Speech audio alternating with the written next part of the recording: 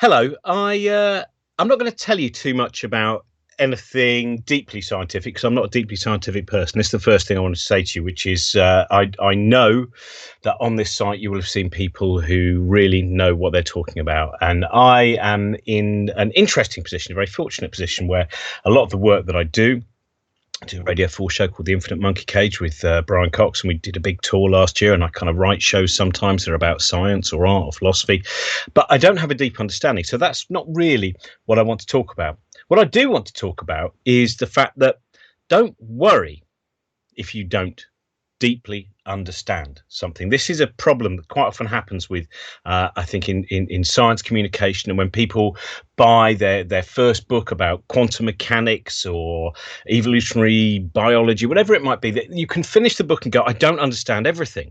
Well, then that means, oh no, well, I'm not cut out for it. And so that's the first thing I say is if you did fully understand quantum mechanics from reading one book about it, then there's prizes waiting for you. There's wealth and prizes waiting for you. That the adventure of so much of it is just the fact that if you're lucky, and I'm lucky, as I said, we're actually doing a new series of Infinite Monkey Cage at the moment, and so in the very first episode, we're talking about the end of the universe, and it's such a oddly joyous thing to talk about. All the physicists are smiling, not because they're happy at the fact that there's going to be an end to the universe, which is not in any way imminent, by the way. You know, the end of the planet Earth, even that we've got a few billion years. The end of humans, that's a different question altogether. But nevertheless, they were smiling because this level of possible understanding that we have, and they are, you know, we talked about the idea of vacuum decay where suddenly just boom, that's it, it's gone. There's stories of the fact that everything will be ripped apart, the big rip. And then for one of the scientists I was talking to, one of the cosmologists, was telling me another very beautiful and sometimes slightly miserable idea at times, which for her, the problem with the end of the universe was that it was so boring for such a long time. There is a point where at the moment when you look up at the night sky and you think about the things that you can't see, and you imagine the planets and you think of the stars and you think of the galaxies beyond our galaxy, there's a lot of stuff and there's a lot of shapes and forms. And of course, especially on our planet, there's an incredible number of shapes and forms because we are a living planet with an incredible variety of life. So all of these shapes and forms, but at the end of the universe, and that ends, I said, trillions of years, there's just a kind of equilibrium.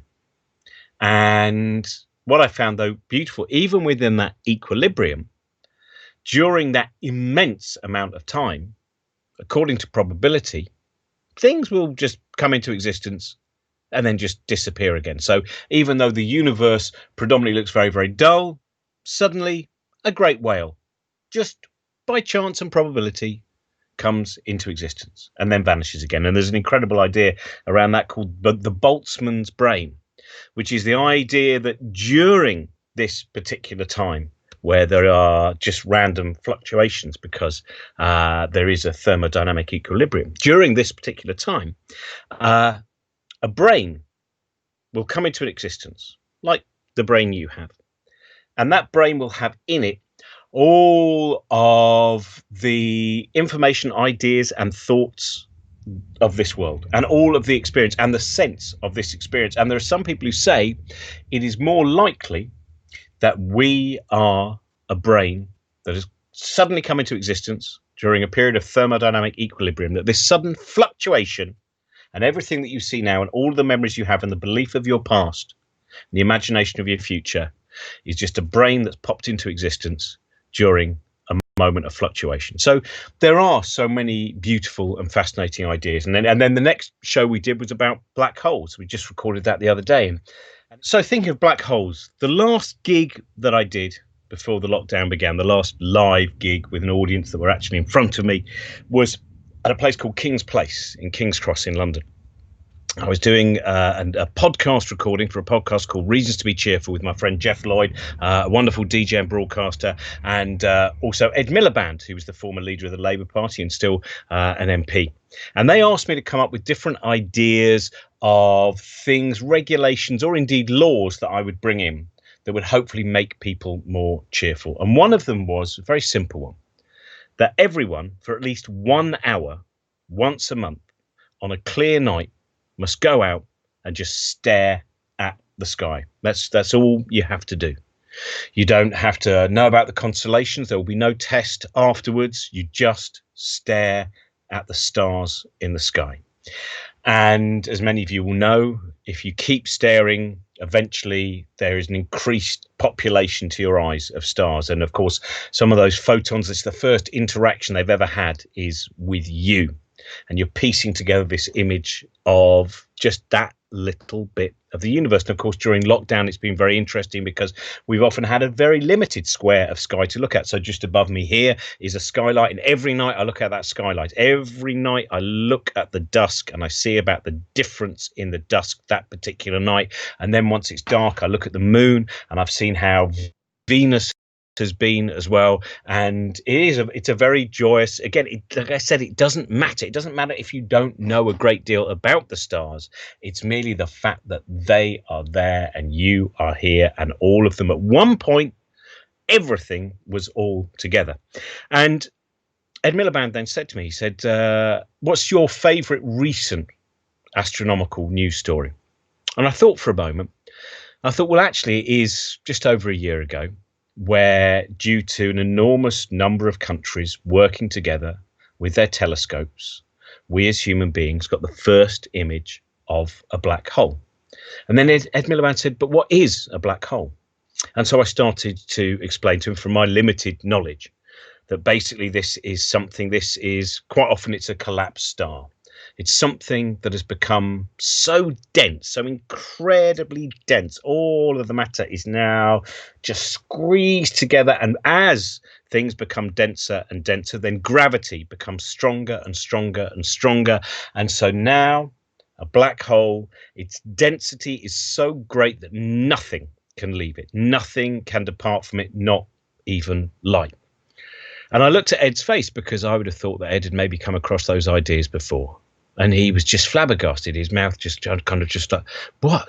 And that remained. As we wandered out of the theatre, he was still going, I just can't believe just how remarkable. He had not come upon that idea before. He'd not heard it before about what a black hole was. And then recently, when we were recording Infinite Monkey Cage, I was finding out so much more about black holes. And there are beautiful ideas, different ideas. Of course, many of these ideas, like so much in science, are theoretical. And if the equations work, very often scientists go, well, if the equation works, then it does happen. It's just that we haven't yet experienced some of these things beyond the experience of working out the correct equation. But ideas of us falling into a black hole, and that as we fall and our sense of time changes, then our experience of time means that we, as we fall, will watch incredibly, for us, a sped up version of the history of the universe. And then there's other new ideas as well, or more recent ideas. The idea that the holographic idea, that in fact all that you see in the black hole, if I fall into the black hole, is it's only at just the surface of the black hole where the event horizon is. It's called the event horizon because that is basically the end of events at that point. Once you pass the event horizon, that's the end of events. But that in fact everything might just appear on the surface of the diameter of the black hole. I won't tell you more about holographic ideas. They really are incredible, and at times they make you worry about your own solidity. So these ideas, you see them, and like I said, like I don't have a deep understanding, but every time that I bump my head up against one of those ideas, then the universe changes a little bit.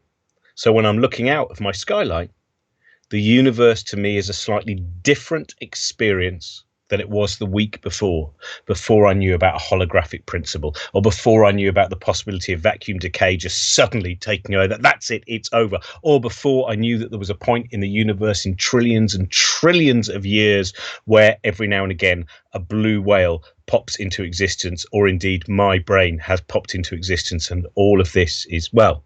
So these ideas are ideas that I think are nourishing and beautiful, and that's what it's at. I think it's also about, when I was talking about staring at the stars, it's about staring.